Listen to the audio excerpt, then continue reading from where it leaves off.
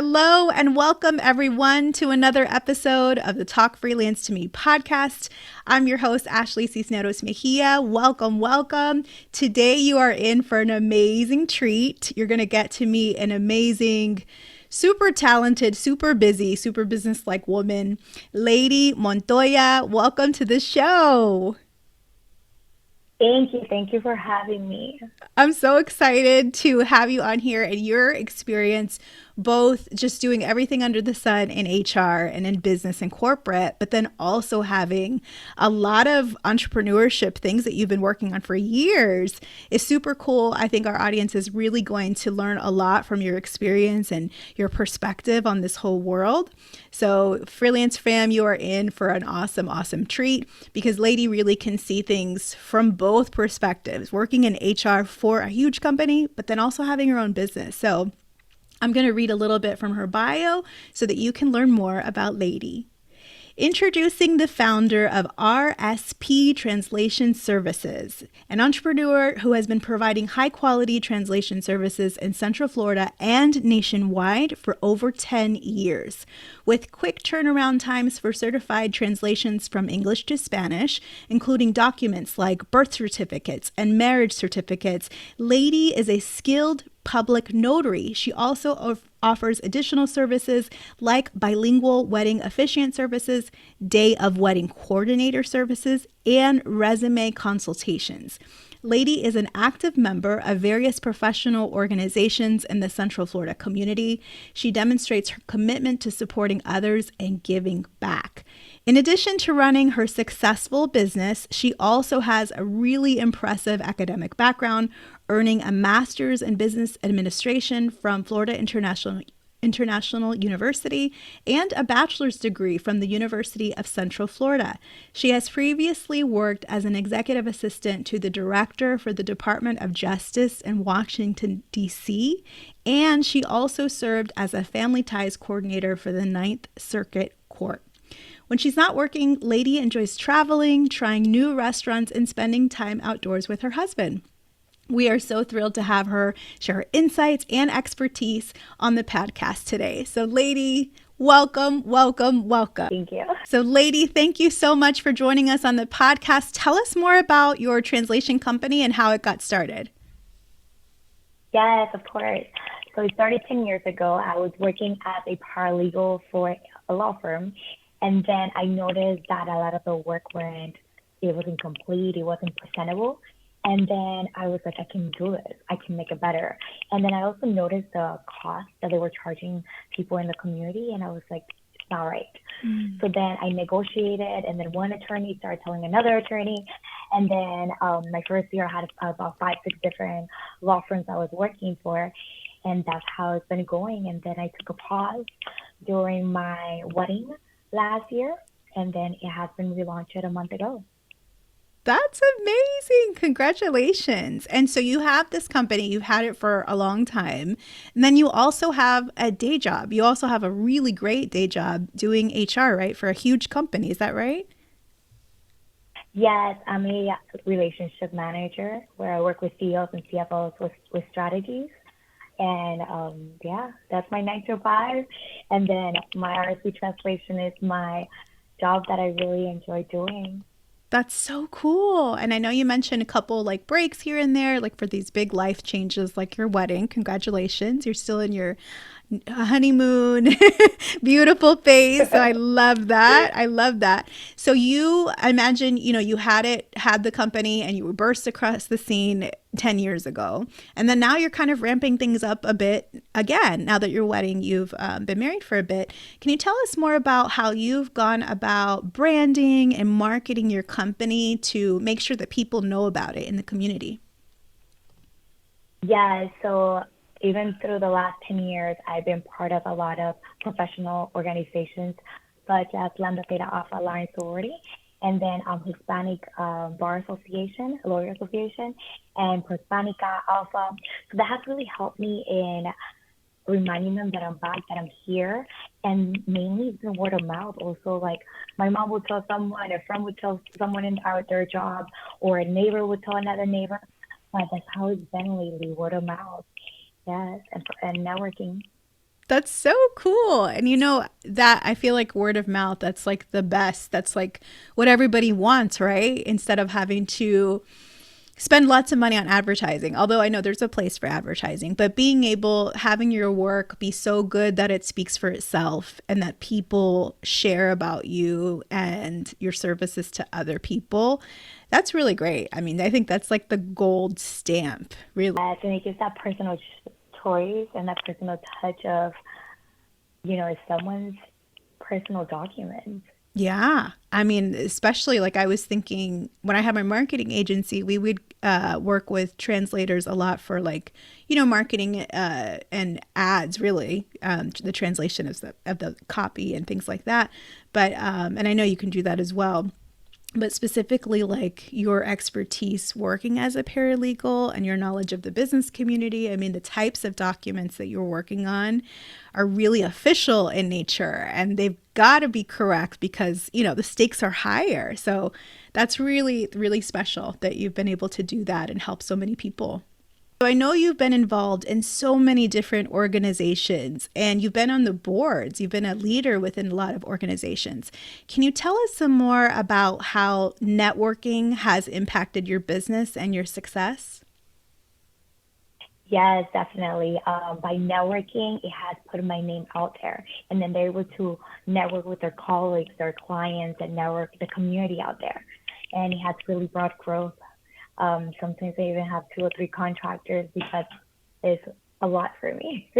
That's great. That's great. A lot of times I think that we put a lot of emphasis on online things, right? Like social media and blogs and a website. And all of that is essential, I think, in the day and age that we're in. But there's something special about talking to people, about seeing people. And I think especially since we're coming out of the pandemic, I think we value that more. And we're kind of even learning how to connect with people again and how to make small talk and all that. And that's something, having those really great connections is something that you've always really done great. You've always admired about you is that you've always been a leader in the community and lots of people and you're easy to talk to.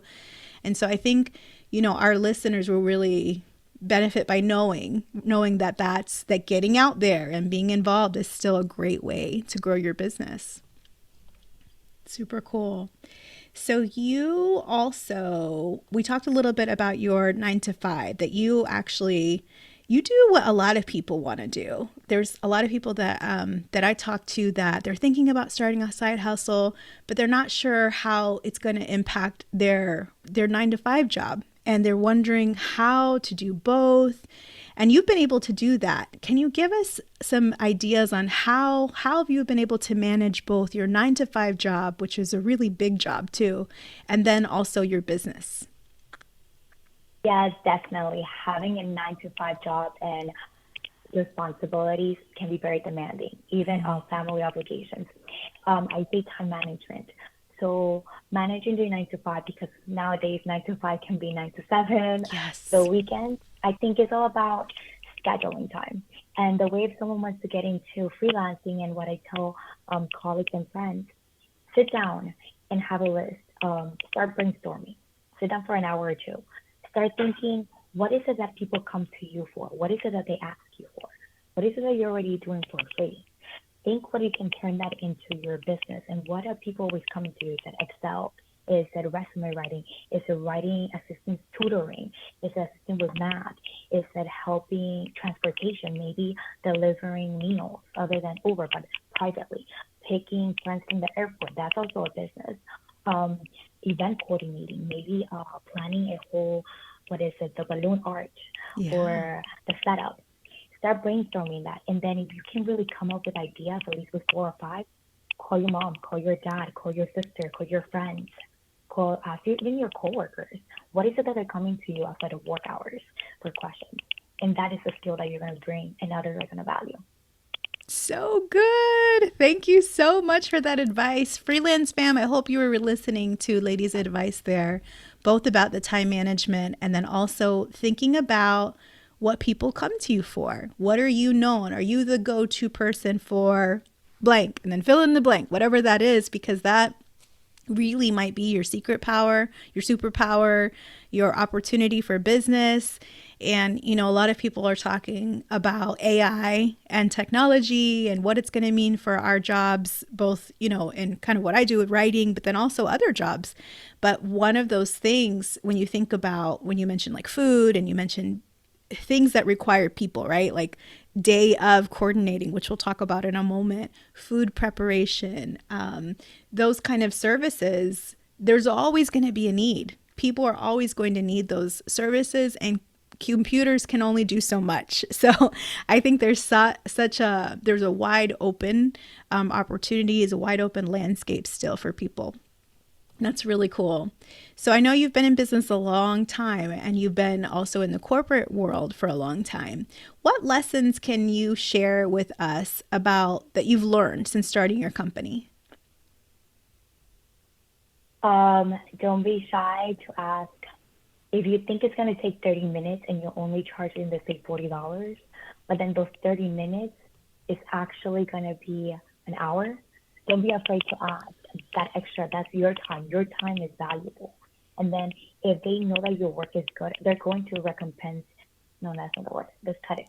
What was the word? I recommend, They're yeah. going to compensate you. Oh, They're going to recommend that cost. They're going to, not only that hour that you spent is valuable. So I think for me, my lesson learned was maybe I thought it was going to take 30 minutes, but it took me an hour. And then I will contact my client and let them know, hey, it's actually going to take me an hour. And they usually pay because they know that extra work and cost. I love that. I love that. Not setting yourself short. And like you said, the work speaks for itself. So, and also that communication and talking to the client and letting them know, the time that things take.